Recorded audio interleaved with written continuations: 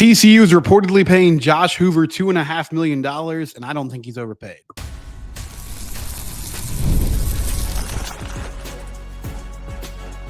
You are Locked On Horned Frogs, your daily podcast on the TCU Horned Frogs.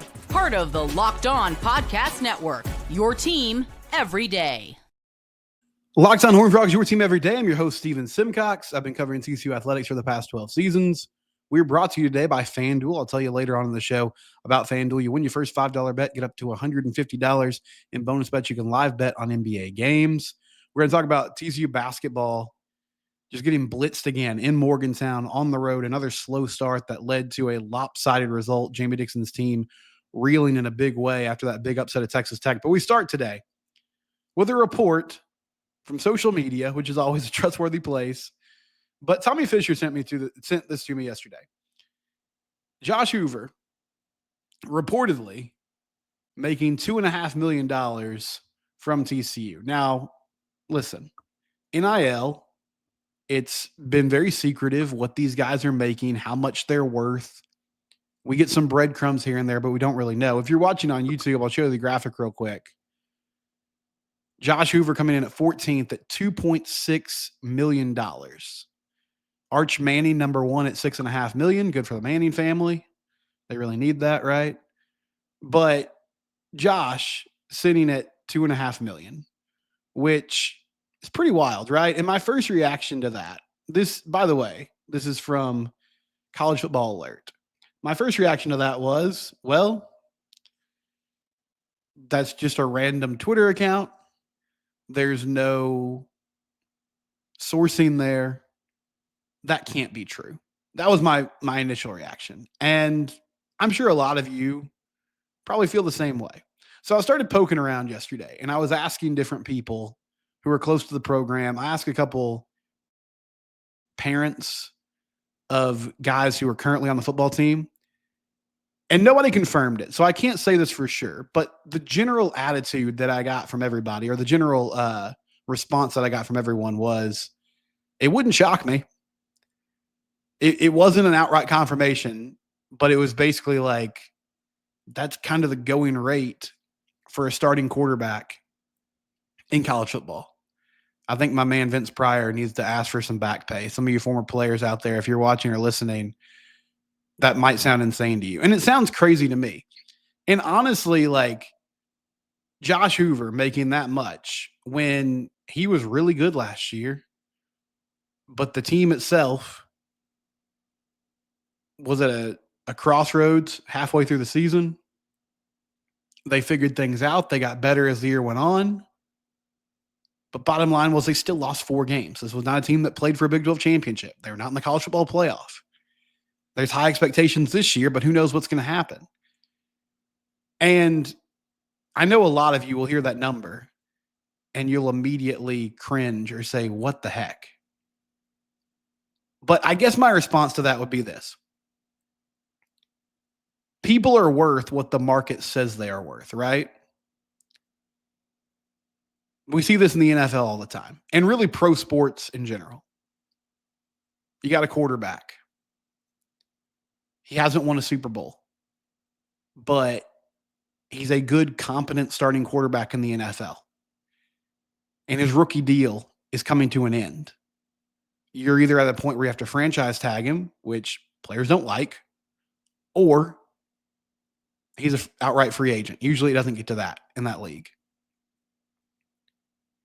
But if you're going to give him a new contract, then you're most likely going to make him the highest paid player in the NFL, because that's how these things work in that business. So Dak Prescott, right before the season, signs a huge deal. Jared Goff in the past, Kirk Cousins this offseason.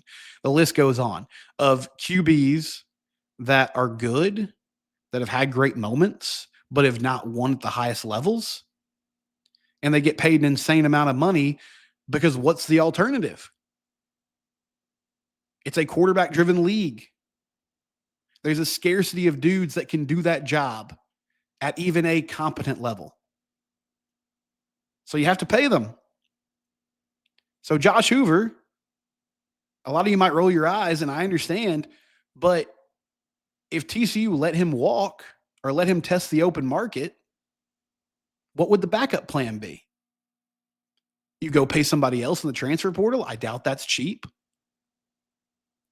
I like Adam Schobel a lot. I don't think he's going to be ready to start as a true freshman. Your other backup is Ken Seals.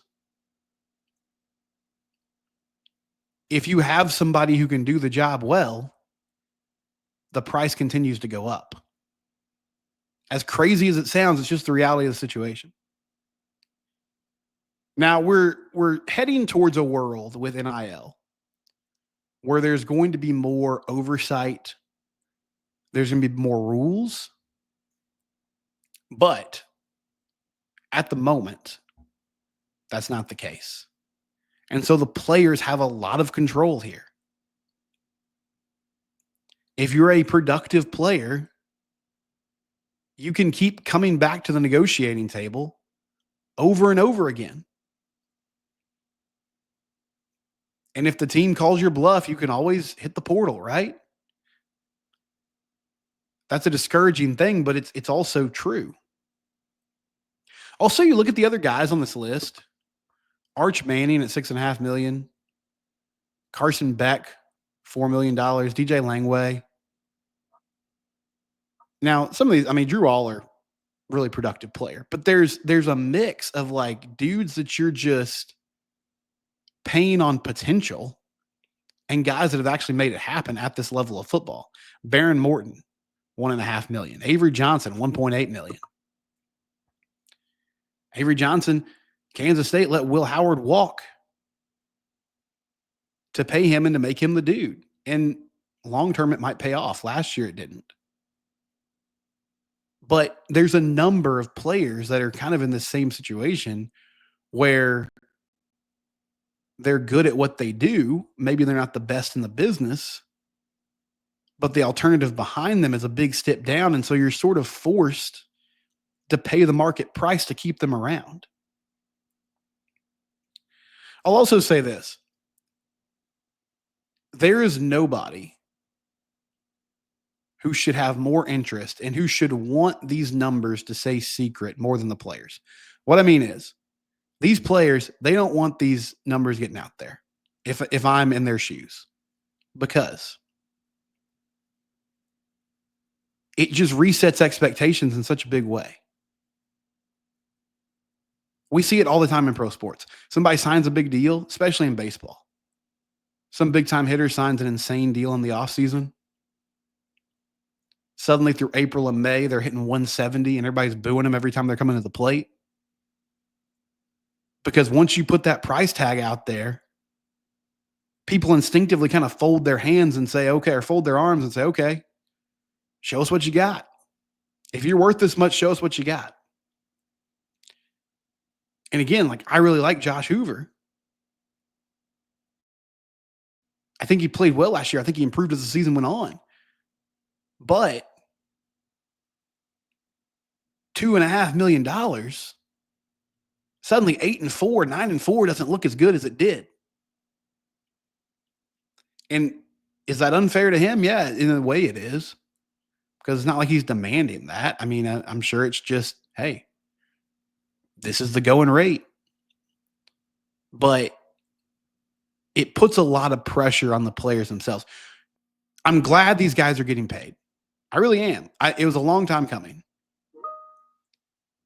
And they deserve to get some compensation for the work they've been doing. But at the same time, for a long time in college football, because of that power imbalance, the flip side of it was, if things were going poorly, a lot of the pressure fell on the coaches. And if you're a player, a parent of a player, you might disagree with me. I get that. I understand players still get criticized. I totally understand that. They do. They're in the public eye too. But if things weren't going right, if things were failing, the coach was usually under a microscope. That was the person that was going to lose their job.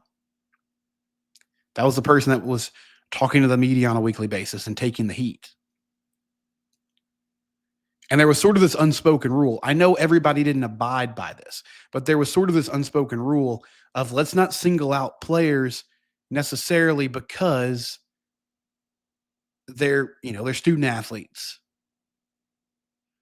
They're getting a scholarship, which is a big deal, but they're not getting compensated. They're still very young. It's just not cool to go after them directly. And on this podcast, I'm not going to shy away from it, but I've tried my best through the years to not just single out one person because I've kind of gone by that rule too. But man, when you're talking about this kind of payday, I think things are different. And that doesn't mean I'm going to get on here and rip Josh Hoover. But I do feel like there's a certain level of accountability and expectation that comes with that. That's very different when we talk about sports in general and college football specifically. But at the end of the day, TCU needs Josh Hoover to be good to be successful. And if this is what the price is, well, that's what you gotta do. But it's a crazy world we're living in with NIL, and I'd love to hear your thoughts. Again, not confirmed, but talking to some people who know things, the general consensus was, well, it wouldn't shock me. How does that change your view of TCU football, Josh as a player? You can hit me up in the YouTube comments or at SimcockSteven on Twitter. When we come back, TCU basketball. Whew, rough day at the office. We'll discuss it next here on Locked on Horned Frogs, your team every day. I do want to mention our friends at FanDuel. FanDuel, it's where the game starts. Download the FanDuel app today or go to FanDuel.com. You can live bet on NBA games. You can do same game parlays. If you're looking for a bigger payout, there's all kinds of offers. And right now, they have a deal. New FanDuel customers get $150 in bonus bets if your first $5 bet wins. Again, that's at FanDuel.com or on the FanDuel app. Your first $5 bet wins. You get $150 in bonus bets. Make every moment more with FanDuel, the official sports betting partner of the NBA. Live game bets, same game parlays, FanDuel.com or on the FanDuel app. Check it out today.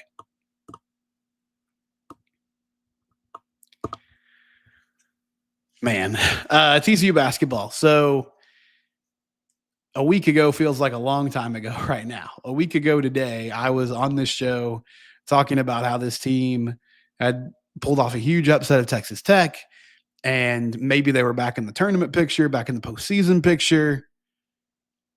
They go on the road and they lose to Cincinnati. It's a bad loss. In itself, it was not like that loss by itself was not a dagger, but it was a bad loss. Go on the road to Morgantown yesterday. Tough place to play. Jump out to a 5-0 lead.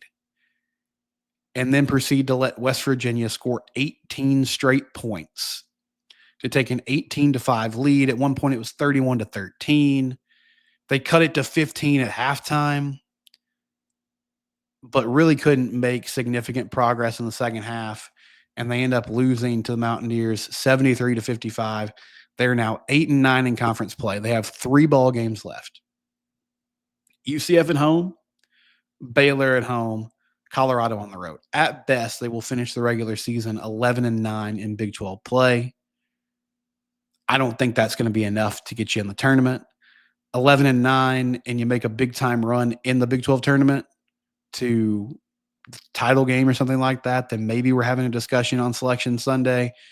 But last night felt like sort of the end of the line when we're talking about those types of postseason opportunities. And I've been a proponent, like I'm not saying that the NIT or the College Basketball Crown, which is a new tournament that's going to be played in Vegas this year, those supplemental tournaments, that shouldn't be the goal. That shouldn't be the expectation. TCU fans should not be happy with that. I have for, most of the year believed, because this is a young team that is developing together, and there's a good chance if you can keep everybody pulling the same rope that you'll have this same core group for the most part back together next season, along with the possibility of going in the transfer portal and improving the team, getting Frankie Collins back. Any sort of postseason run could be beneficial. Just getting to play more games, having more practice time, that's all great. I still believe that, but man, I'll tell you what, if they continue to close the season like this, then it takes a lot of the momentum out of this thing. Because even if you didn't make the NCAA tournament, if you were playing well at the end of the year, you go in one of these other tournaments and get a couple victories, then there's some building blocks. But my goodness, like, this is just not competitive right now. And once again, it comes back to this team just really struggles to score the ball. And I think on the road, it really shows up in a big way. They have these long scoring droughts. Again, last night you jump out to a 5-0 lead, and then you immediately give up 18 straight points. And that was over like an 8-minute span where you can't score from the field. You're not getting to the free throw line. Noah Reynolds last night, he only played 21 minutes. He took one shot from the floor, had 2 points on free throws. Your leading scorer was Trezarian White with 11. Your leading scorer had 11 points. Vashawn Alette only had 8, and he was 2 of 8 from the field. I mean, this was about as bad of an offensive performance as you could chalk up in a game like this. And West Virginia is a good defensive team. So is Cincinnati. Both these teams get after you defensively. They guard well. That's what they hang their hat on. But TCU just doesn't have the individual scores to go get buckets in these tough situations. And it doesn't feel like the coaching staff is able to scheme things up to allow them to get easy shots. So that's not a great recipe, obviously. UCF was another one of those games. They're playing the Knights this weekend. That was a ball game that went to Orlando. They got to a 13-0 lead. UCF does, and you're just playing uphill all game long. Same story against Cincinnati. Same story against West Virginia. If you dig a hole early, and honestly, like against Texas Tech, it was kind of the same thing. Now in that ball game, they were able to get a lot of offensive rebounds early in the game and sort of keep themselves at least within arm's length. And then shots started to fall later in the first half, and you saw that offense get better. But there's just not a lot right now that is optimistic or promising. I like what David Bunch brings to the table. I like some things I've seen from Micah Robinson, but he's not getting consistent minutes still. Only played 11 minutes last night. Vashawn Alette is a volume scorer, which means he's going to put up a lot of shots, and it's just kind of night to night what you're going to get from him. When he's shooting the ball well, there's a chance you get 20, 25 points. When he's having a rough shooting night like he did last night, single digits, man. So not ideal, and I really think like last night took them completely out of the NCAA tournament picture. And even when they beat Tech, it was sort of just like, okay, this gives you an opportunity. You immediately squander that opportunity by dropping 2 games in a row. The TCU women take on Houston tonight. Got to take care of business and get a victory to set up what will probably be a winner-take-all Big 12 championship game in Waco against Baylor on Sunday at 5:30. But first things first, have to beat Houston. The schedule makers, you can't think about these things months in advance. But the schedule makers did TCU no favors this week. Because Baylor beats Kansas State on the road on Monday. And now they get 5 days off to prep and get ready for TCU. And TCU has to play on a Wednesday night and will essentially just have, 2.5 days of practice and work and time to get ready for this game against Baylor. A Baylor team that's playing great basketball right now has won 5 in a row. So a big test for Mark Campbell and his squad and his coaching staff. But they've been up for it all year long. And I was looking at bracketology yesterday. They're a 3 seed right now. NC State's the 2 in their region. They were paired up with Texas, who was the 1. And I get NC State is coming off a win against Notre Dame. But you know who else beat Notre Dame? TCU did. You know who beat NC State? TCU did. I'm really shocked that, I don't think they would be a 1 seed, but as far as the 2 seed goes, this is a team with a very impressive resume. Their losses this year: Oklahoma State on the road, Kansas State on the road, South Carolina neutral site. That's it. And this is a year in women's basketball where there seems to be a lot of parity. It's like every other week there's a new number one. Everybody's taken their lumps and been upset at some point. TCU's got big wins against Notre Dame, against NC State. They beat Baylor at home. They've handled their business against everybody else. I just think the resume itself is more impressive than people are giving them credit for at the moment.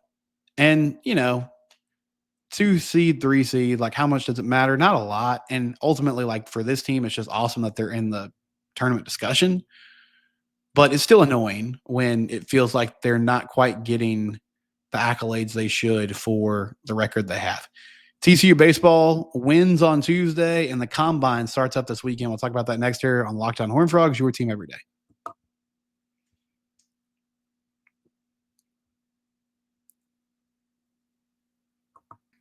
So the NFL Combine starts up tomorrow. Savion Williams, Jack Besh will be there with wide receivers.